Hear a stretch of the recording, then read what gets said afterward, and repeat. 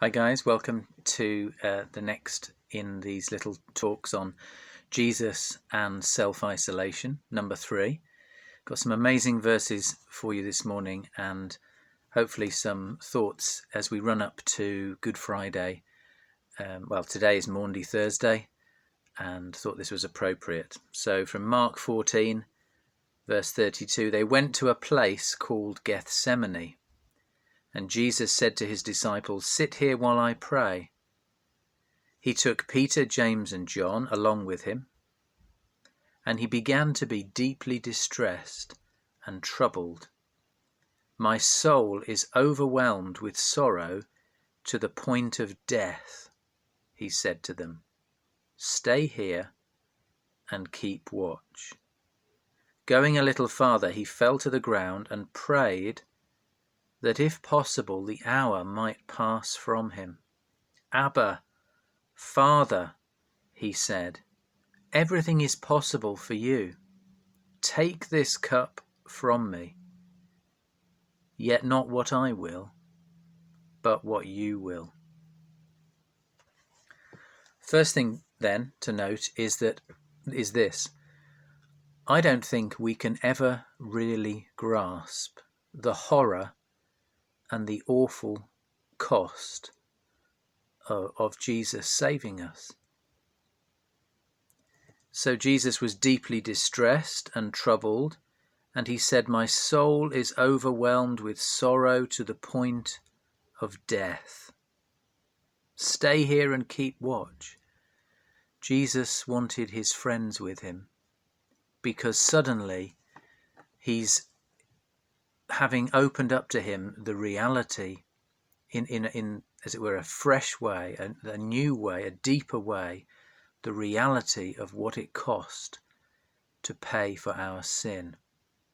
The judgment of God on our crimes is suddenly revealed to him in a way because it's so close, it's so real. And Jesus is overwhelmed with sorrow to the point of death.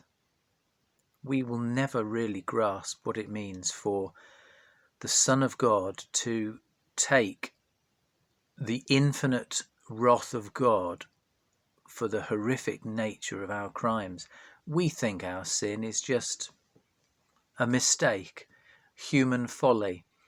Nobody's perfect.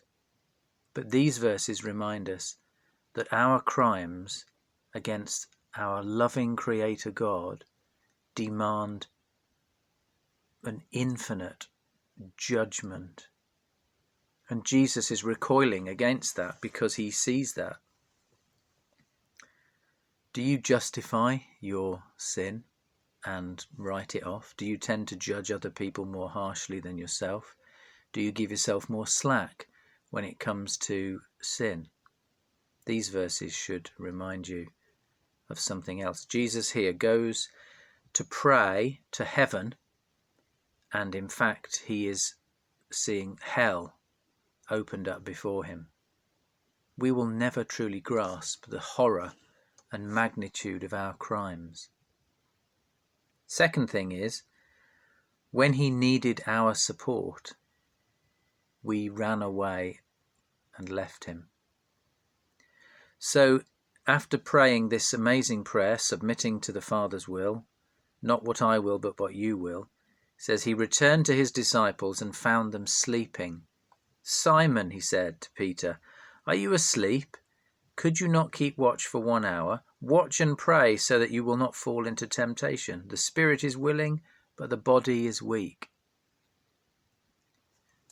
You often have that joke, don't you, of when, say, someone is looking for a volunteer and all the soldiers perhaps are lined up in front. The sergeant says, "I will need a volunteer." All volunteers take 1 step forward. And what happens is that everyone takes 1 step backwards, apart from one person who wasn't quick enough. Or else when it's time to pay for the drinks, everyone's forgot their wallet. Well, those are funny, maybe. But here, when we're looking for someone to pay for our crime, Jesus wants to have his friends with him as he prays in this time, they're all asleep. Jesus is alone.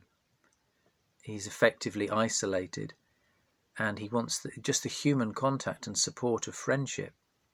And all his disciples, Peter, James and John, they're all asleep. Elsewhere it said that they were asleep because of sorrow. I think they themselves were anxious, they were stressed, and sleep was an escape for them. They fell asleep. I don't think they wanted to desert Jesus. They wanted to support him, but they just let him down. That's you and I. We don't actively go out of our way to sin against the Lord Jesus, to do things that are wrong, to rebel, to forget him, but we just fall asleep. Maybe not literally, but spiritually we fall asleep. We forget him, we forget what he's done, we forget all that he means to us. We get distracted. We're like a moth to a flame. We see something shiny and we spend our lives wasting our time doing other things instead of obeying what Jesus wants. So the horror and the guilt of our sin is there. And what do? When he needs us, we let him down. This is you. This is me. This is Good Friday. This is Maundy Thursday. We fall asleep. And the last thing, which is a real encouragement for me, is this: that when the bill is presented and Jesus sees us for what we are, he still pays our bill and he still welcomes us. Despite all our failures, Jesus sticks with us. So 3 times Jesus comes back to his disciples, and it says in verse 39, they did not know what to say to him. That's me. That's you. Often we don't know what to say. Lord, here I am again, failing. But he says this: the hour has come. Behold, the Son of Man is betrayed into the hands of sinners. Rise, let us go. Here comes my betrayer. Let us go. Jesus is saying, we are still together. We're still us. You and me, we are on the same team.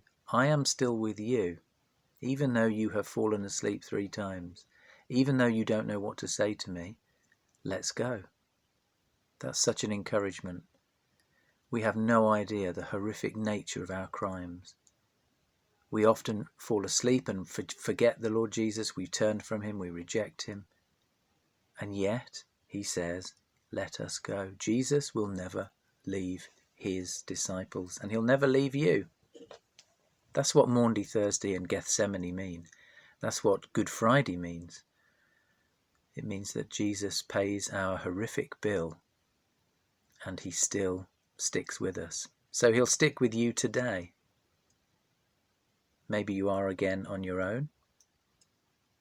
Jesus is with you and he says to you, rise, let's you and me go into this day together.